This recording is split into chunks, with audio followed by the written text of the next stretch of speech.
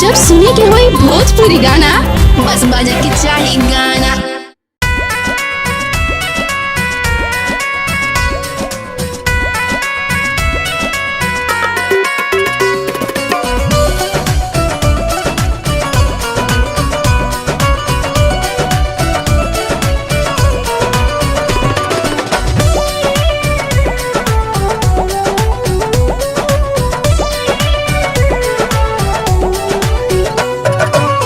दुल्हन बना के लैनी मंगिया सवार जी, हाथ के नाम हदी छूटल बनी सुकवार जी।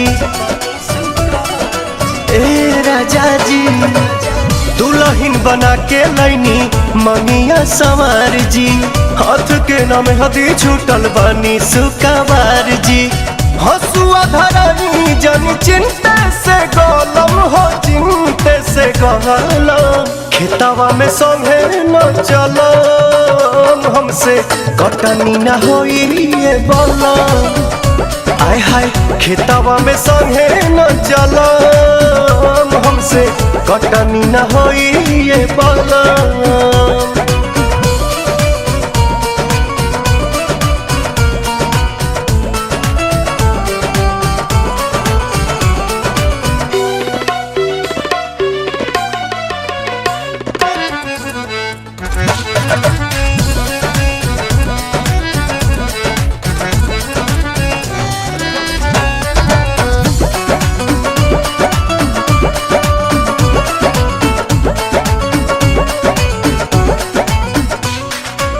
नैहर में कैनी नहीं काम कोनो दिन जी, घाम में चाम हमर हो जाई मलिन जी।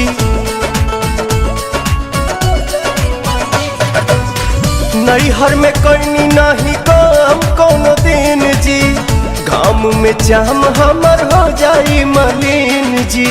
कमर कहने लगी तो लगावे पड़ी मलहम, लगावे पड़ी मलहम खेतवा में संगे न चलो, हमसे कटनी न होई ये बलम।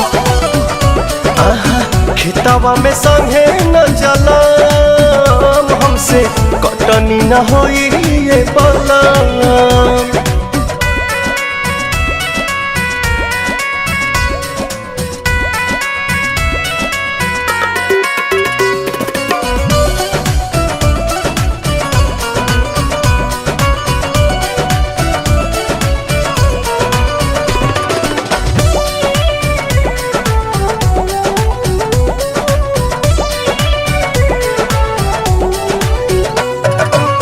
मान मर्यादा के राखी न ख्याल जी, ठीक नहीं खे चाल राउर बिकी विशाल जी।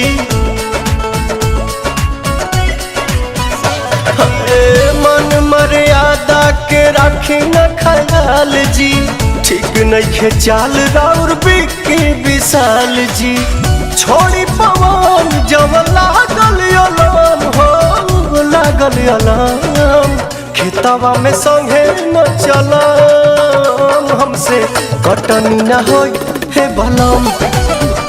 हाँ खेतवा में संगे न चलो, हमसे कटनी न होई ये बलम।